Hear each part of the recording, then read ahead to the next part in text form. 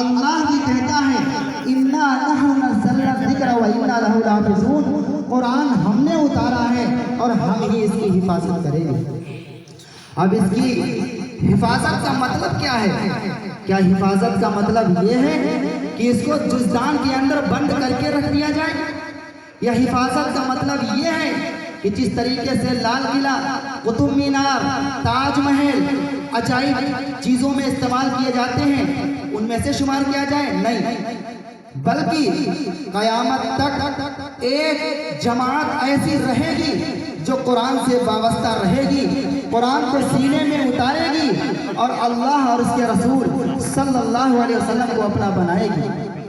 میرے عزیزوں، در حقیقت کلام اللہ سے رشتہ کا مضبوط ہونا اور در حقیقت جو اللہ نے وعدہ کیا ہے کہ ہم اپنے قرآن کی حفاظت کرتے ہیں، در حقیقت اللہ نے وعدہ کیا کہ جب تک مسلمانوں کا رشتہ اس قرآن کریم سے جڑا رہے گا، مسلمان بھی دنیا کے اندر کبھی رسوا ذلیل و خوار نہیں ہو سکتا ہے۔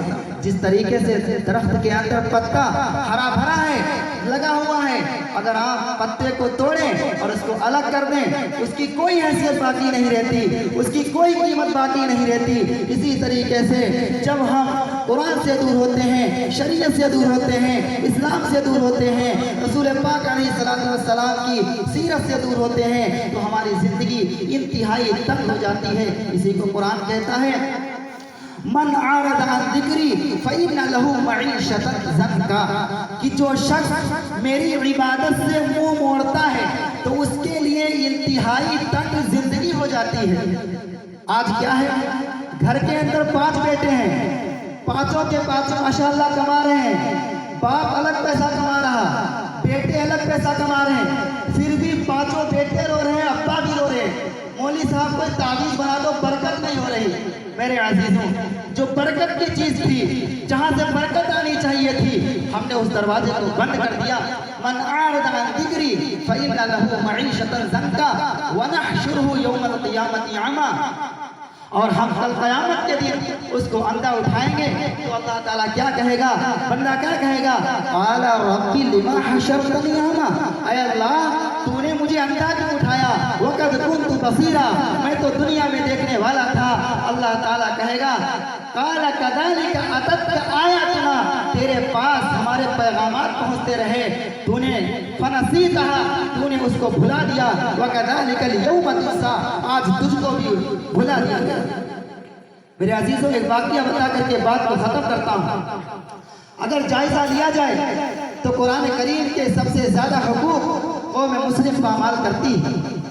حضرت مولانا اشرف علی تھانوی نور اللہ مرکزہ نے ایک واقعہ لکھا ہے کہ ایک شخص تھا انگریز، اس کا ایک مسلم دوست تھا، اس نے کہا کہ یا میں آپ اپنا قرآن کریم دیجئے، میں آپ کا قرآن کریم پڑھنا چاہتا ہوں۔ مسلم دوست نے کہا ٹھیک ہے، میں تمہیں قرآن کریم دیتا ہوں۔ اس مسلم دوست نے قرآن کریم دے دیا۔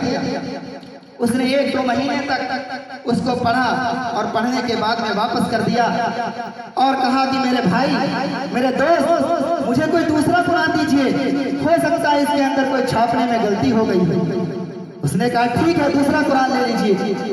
اس مسلمان دوست نے، میرے عزیزوں، دل کے اوپر ہاتھ رکھ کے ذرا سننا اور پھر بتانا کہ ہم کتنے قرآن پاک کے حقوق کو پامال کرتے ہیں۔ کہا لاؤ دوسرا قرآن لاؤ۔ اس مسلم دوست نے دوسرا قرآن دے دیا۔ جب دوسرا قرآن اس نے لیا تو پہلی مرتبہ تو پڑھ ہی چکا تھا، 2-3 دن کے اندر قرآن پڑھا اور واپس کر دیا اور کہنے لگا بھائی مجھے نے بھائی دوسرا قرآن لائیے نا۔ تو دوست مسلم جو تھا وہ کہنے لگا میرے بھائی تمہاری طرح ہمارے یہاں 4-5 قرآن نہیں ہوتے ہیں، ہمارے یہاں ایک ہی قرآن ہوتا ہے۔ میرے عزیزوں، اس انگریز مسلم نے کیا کہا؟ اس انگریز دوست نے کیا کہا؟ یہ وہ قرآن ہے جس پر عمل کر کے صحابہ تیار ہوئے، یہ وہ قرآن ہے جس پر عمل کر کے تابعین تیار ہوئے، یہ وہ قرآن ہے جس پر عمل کر کے تبع تابعین تیار ہوئے، یہ وہ قرآن ہے جس پر عمل کر کے خواجہ معین الدین تیار ہوئے۔ ہمیں تو وہ قرآن چاہیے جس کو دیکھ کر آج کا مسلمان شادیاں کرتا ہے، جس کو دیکھ کر آج کا مسلمان زندگی گزارتا ہے۔ قرآن کہتا ہے وَاعْتَصِمُوا بِحَبْلِ اللَّهِ جَمِيعًا، اللہ کی رسی کو مضبوطی سے پکڑ لو، وَلَا تَفَرَّقُوا، اور آپس میں اتحاد پیدا کرتے رہو۔ میرے عزیزوں، قرآن کہتا ہے وَاعْتَصِمُوا بِحَبْلِ اللَّهِ جَمِيعًا، اللہ کی رسی کو مضبوطی سے پکڑ لو ولا تفرقوا، اختلاف مت کرو. ہمارے اندر تو اختلاف ایسا ہے، اللہ معاف کرے، ایک صحن کے اندر کھیلنے والے تو بھائی، ایک ماں کی چھاتی سے دودھ پینے والے تو بھائی، جب ایک دوسرے سے جدا ہوتے ہیں تو شادی بیاہ کی بات الگ، نماز جنازہ میں شرکت نہیں کرتے. قرآن کہتا ہے وَاعْتَصِمُوا بِحَبْلِ اللَّهِ جَمِيعًا وَلَا تَفَرَّقُوا وَاذْكُرُوا نِعْمَةَ اللَّهِ أَعْدَاءً واذكروا نعمة الله عليكم أعداء فألف بين قلوبكم فأصبحتم بنعمته إخوانا.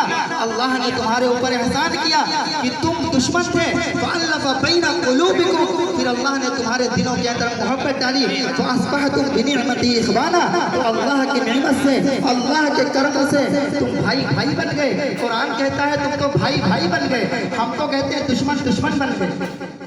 ارے یہ بات الگ ہے، جو معبودان باطل کی حفاظت عبادت کرنے والے ہیں، بڑے افسوس کی بات ہے، وہ ایک پلیٹ فارم پر جمع ہے، اور ہم ایک رسول کی اتباع کرنے والے، ایک خدا کی عبادت کرنے والے، ایک قرآن کو ماننے والے فرقوں میں بٹے ہوئے ہیں. بات بات پہ مدارس الگ، بات بات پہ مدارس الگ، یہ کیا ہے؟ اسی کو قرآن کہتا ہے وَاعْتَصِمُوا بِحَبْلِ اللَّهِ جَمِيعًا، کہ اللہ کی رسی کو مضبوطی سے پکڑ لو. لہذا ہمارا تعلق قرآن سے ہونا چاہیے. بایزید بستامی رحمۃ اللہ علیہ کا واقعہ سنا کر کے بات کو ختم کرتا ہوں.